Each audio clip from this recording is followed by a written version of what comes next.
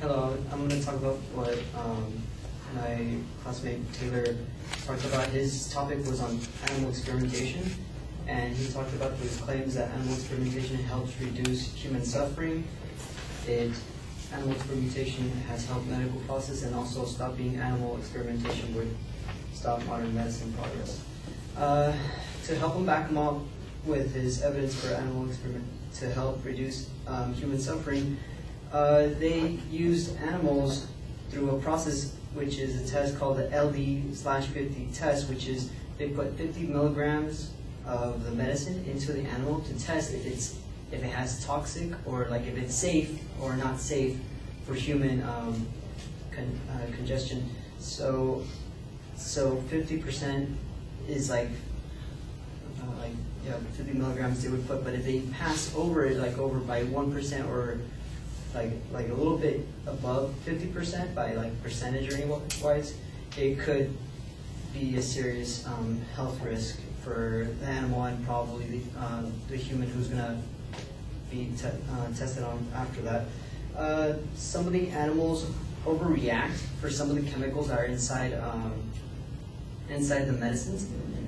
There has been tested on caffeine that it is affected on lambs and rats, and there's some other chemicals that affect animals that could hurt the testing process.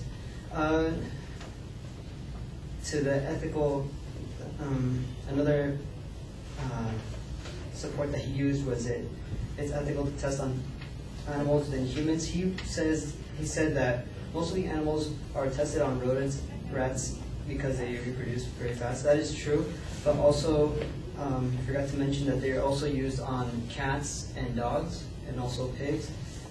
But since most of those, the process where they get those animals are either left behind from the pound or lost in like wild animals that they've been caught, and the process of them the process of that being tested, some of them tend to have some, they tend to get rid of some of the diseased ones, but continuing on another ways that another support that he brings up is that they use those animals for surgical process, but in order for that, there's a slow process that they have to do, which is they put them in gas chambers, and some of them are the animals I just mentioned that are from the pound, or some lost animal, or some that have been breeded, or some of the animals that have been tested on. So they get delivered, and there's a better solution to not do surgery on animals, which there is media videos, which makes it more simpler and less cost for using gas and other lethal drugs to kill the animals. His next point, which was animal experimentation helps medical process.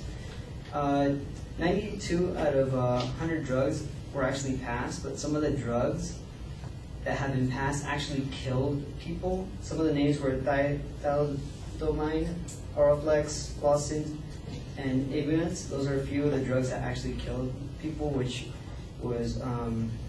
has been studied by Ginny Williams. And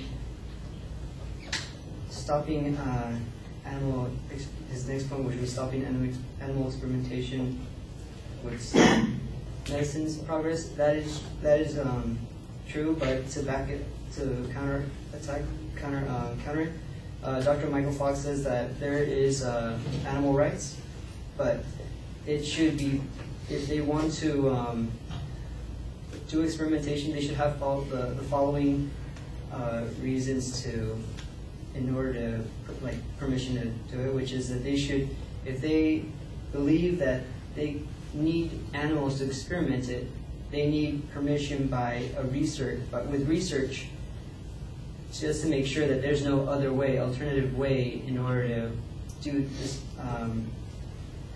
to discover a cure or anything.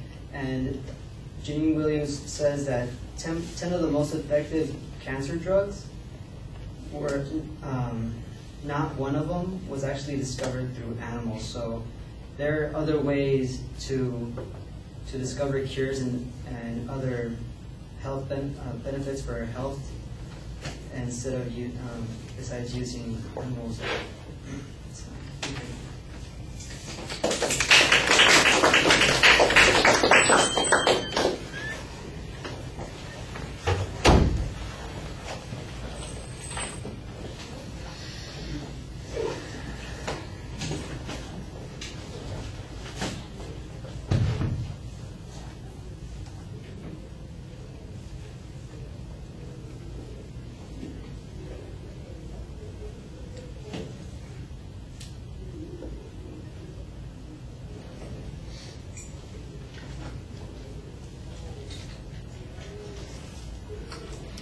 Well, you did the labeling pretty clearly at the beginning. I don't know why we're talking about the LD50 test. You describe what it is, and what I need to know is what inference do you want us to draw from the description that you provided? That it's inaccurate, that we can't trust the results, therefore human testing is more important or more relevant than animal testing? I don't know, because you don't make that particular claim.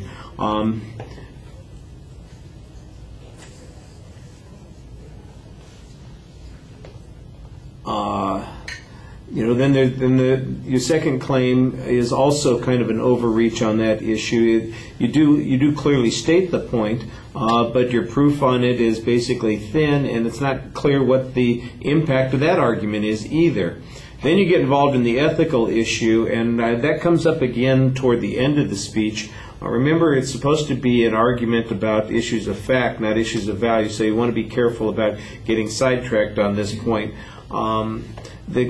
You assert that pound animals and wild animals make up a substantial percentage of animals done in the research, even though you grant that rats are and mice are the primary animals that are being researched on.